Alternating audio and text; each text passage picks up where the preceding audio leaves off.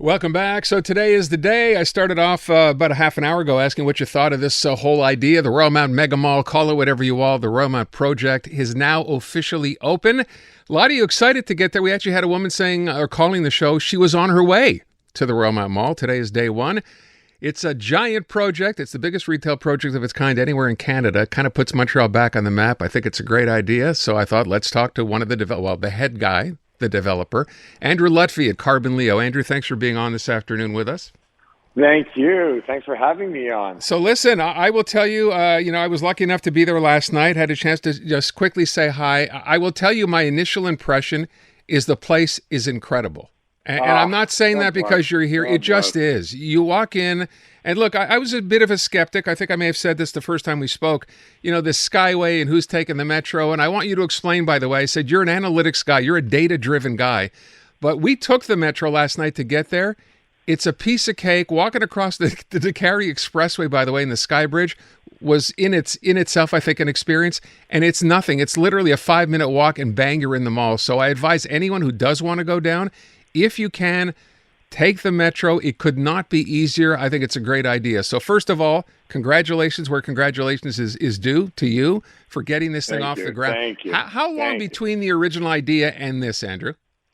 Gosh, listen, I started land assembly maybe 18 years ago, and it was for a completely different reason altogether. It was actually for the Group Dynamite head office. I wanted to build a new campus, and so started buying a couple properties. Then '08, which was the banking crisis happened, and all bets were off. We said, hey, let's, we're not building a Taj Mahal. Let's just figure out and make do where we are.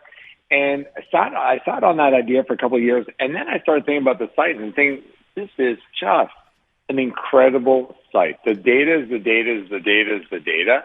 And I started ideating. So I'm going to say maybe about 10 years ago. I'd say about 10 years ago were the first, let's say, loose ideas. I'd say about 6-7 years ago was more or less a pretty well concrete Royalmount that we know today.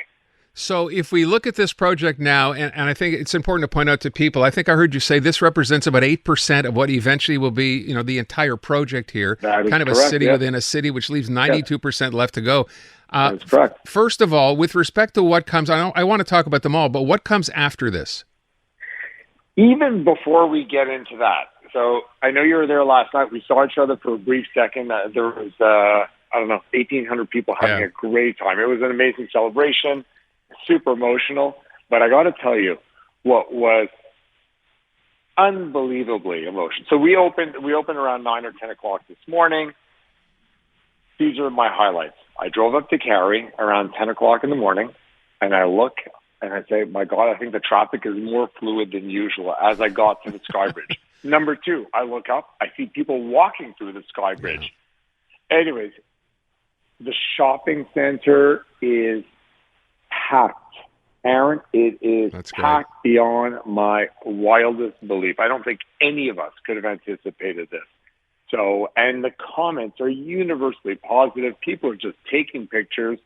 I walked through the Sky Bridge. I want to see what's going on. Where are people coming from? The Sky Bridge is packed. So, anyways, I'm really happy to see, and ultimately I think 70% of the footfall is going to come by Metro. And I would ask your listeners, as you did point out just before, please, if you're going to come this weekend, my guess is it might be a bit bedlamish. Please, please, please take the Metro. It's Orange Line. It's easy peasy. So, sorry. I was asking you what's next, but I'm glad you got to to mention that as well. I imagine it was quite an emotional moment for you this morning when you actually saw it happen. So all of us, it really, really, really was. 10 years of ideation, and you think this and you think that, and the data says this and the data says that, and at the end of the day, it's really a lot of it is intuition, having a very, very, very clear vision for which I have, and then ultimately, listen, success is really about, a job well done. I mean, listen, we're in the very first inning of operations, and I guarantee we're going to get a lot of things wrong. We'll, of course, correct along the way. But to your question around what's next, listen, I think we're just living in the moment of right here, right now. It's hard to, fair enough. Success lasts for a moment, then you get back to work. I think today's actually just that day where it's a moment. I hadn't eaten in 24 hours, barely slept. So, but listen, I would say in terms of next phases, the infrastructure is really completely in place. So we spent about $100 million putting in infrastructure, whether it was Côte de Liesse or the Skybridge, the park, sewage, aqueducts, you name it, electricity. So the infrastructure is in place for all these future phases. So that's wonderful, including the roads and the road network. My prediction would be, we'll probably be working on two things at the same time. One would be lifestyle office component. So, this is really, it's the epicenter of Montreal, and this is where people live. Women are in so many leadership positions today, and the most precious commodity of all is time. Giving back and getting back time is huge. The women are more often than not the nurturers of the kids. So this idea of, being able to work closer to where you live, to where the soccer field is, where the schools are, is huge. And with that, granted, there's a ton of office space out there. There's a lot of decrepit office space. And what's really needed is what's called this lifestyle office space, where you've got a basketball on the court, you can go downstairs, meet your sister for lunch, flexible hours, hybrid and whatnot. So I would say lifestyle class A office would be high on the list. Two would be, in no particular order, two would probably be the expansion of Royalmount, and that's going to be really on the heels of, let's say, the success of this opening, and I guess the months to come. But we managed to attract maybe 50% of the luxury brands, 60% of the luxury brands, but there's still many more to go after. Andrew, probably that, and then residential. Was it a hard sell, speaking of luxury brands, to go to these people and say, hey, you need to come to Montreal? Absolutely. They couldn't, Montreal has always been an enigma for them because, yes, rationally you could look at it and say, well, Montreal deserves 25 freestanding luxury stores. There's only one. It's the Ritz-Carlton. It's the Tiffany's at the Ritz-Carlton. Right. Beyond that, they're all within the department store, which would be Holt. So we only have one freestanding store. City like Montreal, 25. Why is it? Is it that something about Montrealers? They don't like to spend, so on and so forth. So they had to go back, and they have their own data. And they were concerned that 85% of Montrealers' luxury purchases, were done out of city. Only 15% were purchased in market, 85% out of market. So meaning when you go to Miami or Toronto or Paris or London, they're purchasing there. So got that data, and they became comfortable, and they said, this is ridiculous, the bar is so low. And, they end up writing deals where there's not that much risk on their part, in that if I can't deliver the field of dreams, they can walk away.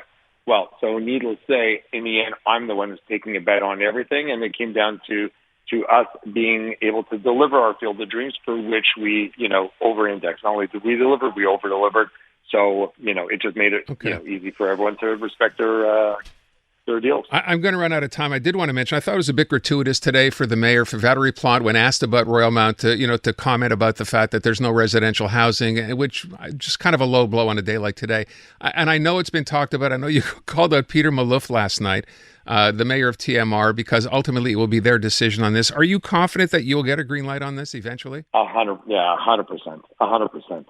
Listen, if you look at what Royalmount is today, over the last 10 years, I've only heard no. The only word I've heard is no, no, no, no, no. But what I've learned is, no is only no for today. No is not forever, and eventually a no turns into a yes. And Royalmount today is proof positive of that. Same with residential. It makes sense in a global context. It makes sense in the fact that we have a sustainable, transit-oriented development. It makes sense it makes sense economically. And in fairness to Mayor Malouf, in fairness to him, he did get elected. Coming against Royalmount, he actually doesn't know and did not know at the time anything about Royalmount. Mm-hmm. So give the guy a hall pass. And, and he needs, I guess he and the council really need to come to understand what, their biggest question is around the economic impact. That's probably the biggest question. And, listen, the data supports it. I think we create for every dollar in place, we probably create $25. So listen, I think we need to put it together. We need to go back and present properly. So I am convinced in due course it'll for sure happen. Listen, we got to wrap up. I will tell you one thing that I think you might be underselling. We had a chance to go, and I mentioned this before. We went upstairs to where the restaurant section of the mall is. There are stores up there as well. Le Fufu, yeah. But I will tell you what.